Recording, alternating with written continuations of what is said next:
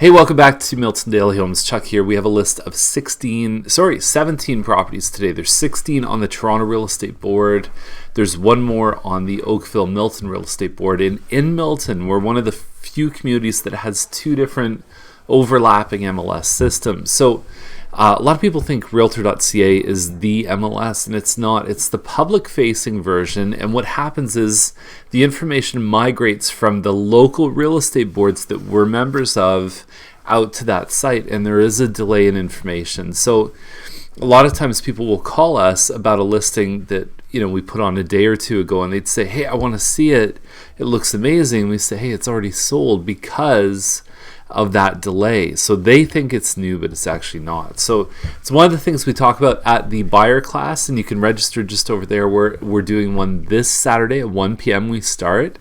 And if you do want to get plugged into a better system, our direct access as brokers to the Toronto and the Oakville Milton Board, we can provide that to you using the Market Watch program. So you can find information about Market Watch over there as well, or you can click search for homes up there. And I'm only going to talk about a handful of homes today. I looked through the list. It's nice to see that we've got 5 or 6 homes in that 400 to 500 range because it's been very sparse. And what's happening is buyers are getting really frustrated because everything is just going crazy. So having some inventory in that price range, I think, is good for the market overall, because when things are being pushed up so rapidly from below, it tends to create a lot of pressure all the way down the line. So anyway, I think that's good news, and let's get started.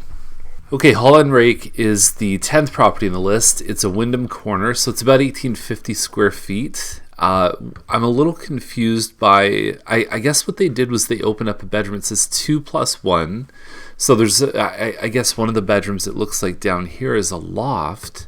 I'm sure it wouldn't be that hard to open it up, but you have a separate living and dining room. You have a kitchen with not a lot of counter space, but it is very open to the rest of the house. The stove looks good, extended pantry space. And so there's your loft there. I don't know how you'd close that off or how they'd set it up. There's 3 bedrooms upstairs plus a very decent sized laundry room. And it says partly finished basement, but there's no pictures of the partly finished basement that apparently has a rec room. So I think the price is good. I like this floor plan a lot, especially because the separate living room in the front of the house allows for so many things like home office, kids' playroom, versus having it as a combined living dining room. I find there's a lot more options when it's separate. $619 seems like the going rate. To put a wall up upstairs, you're probably paying a contractor, I don't know, maybe $1,500 to do something like that, provided there's no weird stuff. And it looks good to me. There's also another one in the Oakville Milton list on McDuff that's a little bit bigger than this with a full finished basement for $639. So there's your comparison right there.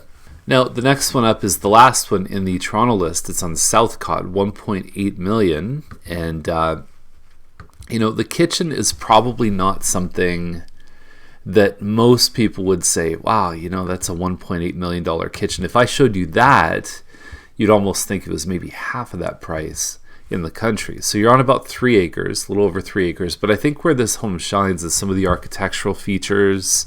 There's a secret door to the wine room, I guess. I don't know if that's the secret door, but that's pretty cool. If Batman was a wine collector, he would like this basement. I love that ceiling effect there over the dining room, and everything looks really open. That's a good shot right there. I like how that looks. And they put some money into the ensuite. You've got your pool outside. Again, probably not the best weather to showcase something like this. I think in the summer this one would just be in total bloom. But it still looks like something really interesting. I'd love to see what's going on with that basement, because it looks great from pictures. It'd be great to see it in person. So there we go. Pretty quick episode. If you'd like to see anything in today's list, reach out to us. Give us a call. And if you're having problems with passwords, we've had a couple people that have had problems, just let me know. We'll figure it out.